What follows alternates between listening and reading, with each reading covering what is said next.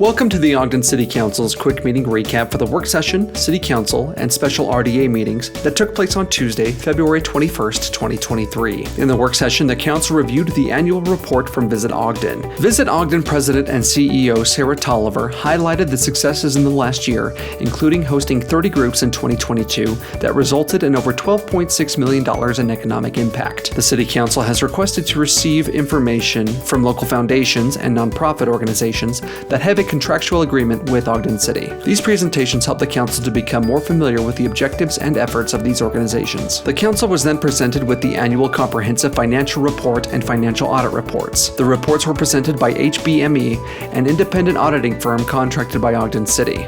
The reports identified the following: no significant deficiencies or material weaknesses in internal control, no instances of noncompliance with federal award programs material to the financial statements, one finding that required reporting under state auditing standards, which was the Downtown Special Assessment Fund that had actual expenditures that exceeded the final appropriated expenditures by $44,434. The city was determined to be a low-risk auditee. No action is required on this item. The Planning Department then presented a proposed historic designation for buildings located at 136 2nd Street. The owner of the house at 136 West 2nd Street nominated the house and detached garage to be listed on the Ogden City Register of Historic Places. Ogden City's Landmarks Commission reviewed the proposed designation and has forwarded a recommendation of approval, finding that the building meets both the historical and architectural criteria listed in the city's code for local designation. The designation would require any significant changes proposed for the building, including demolition, to be approved by the Landmarks Commission through the approval of a certificate of historic appropriateness. The designation would help ensure the preservation of the property and would help to ensure that any changes proposed would maintain the character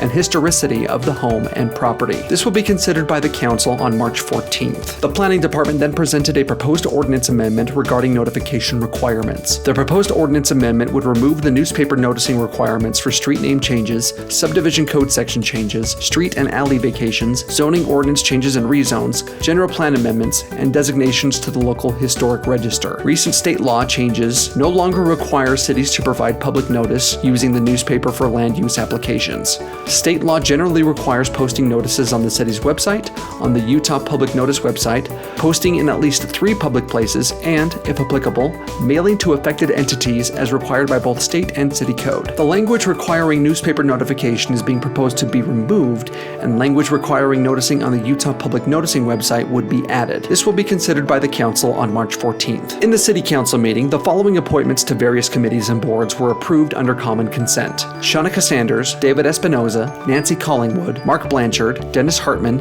and Sterling Harris were appointed, and Jared Sawyer and Sean Bishop were reappointed to the Marshall and White Center Advisory Committee. Tim Price, Wendy Vinage, Jeremy Peterson, and Amanda Lessard were appointed to the Community and Economic Development Citizen Advisory Committee. Benny Hanna was appointed to the Ogden Trails Network Committee. Sam Gapmeyer and Yoru Joel Katamura were appointed, and Cameron McLeod, Susan Campbell, Shane Augersthorpe, Jan Hammer, and Camille Washington were reappointed to the Ogden City Arts Committee. Bart Blair was appointed to the Central Weber Sewer Improvement District Board, and Angela Chaburko was appointed to the Weber Morgan Board of Health. The Council then approved a rezone at 1123-1127 Wall Avenue. The property was rezoned from C2 to C3 to allow a tire sales and service use.